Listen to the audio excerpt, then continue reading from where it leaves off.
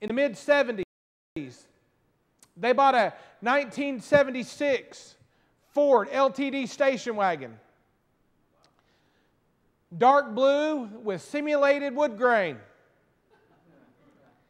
I'm not real sure why car manufacturers ever decided to go with the simulated wood grain. I don't think anyone was fooled that it was wood. Not really sure what the purpose of having wood on the side of your car would have been.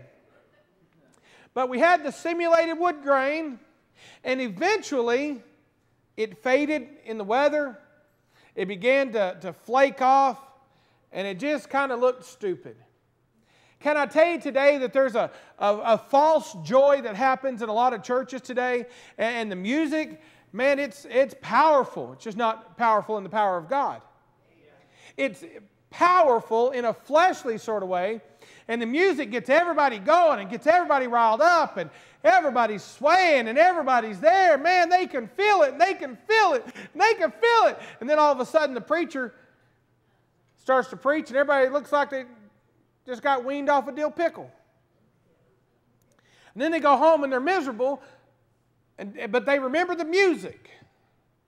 And when we start talking about inviting people to church, and when you start talking to people about church, one of the first things they want to know is, well, how's your music? Do you have the praise and worship music? Oh, yeah, that's all we have. Praise God. We want to worship God in our music. It's just not what they mean by praise and worship. What they mean is rock and roll. There are things that are not right musically. The world is in love with all of it. You have a lot of the, and I'm not trying to give a music lesson tonight, but you hear a lot of the minor beats and flats and things that are just a little off, and the beats in the wrong place, and it does things to your heart rate. There have been many studies done with just plants. You could play a certain kind of music to a plant, and that plant would thrive.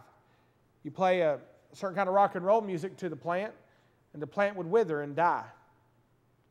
There are some kind of music that will make anybody thrive and are good for your body.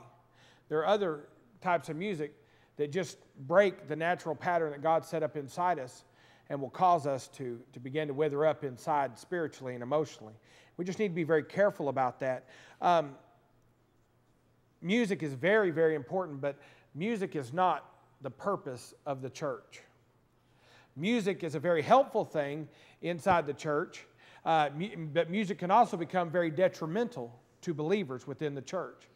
If the first thing somebody wants, I'll just say this, if somebody, the first question they have is, oh, do you have praise and worship music? Their focus is in the wrong place.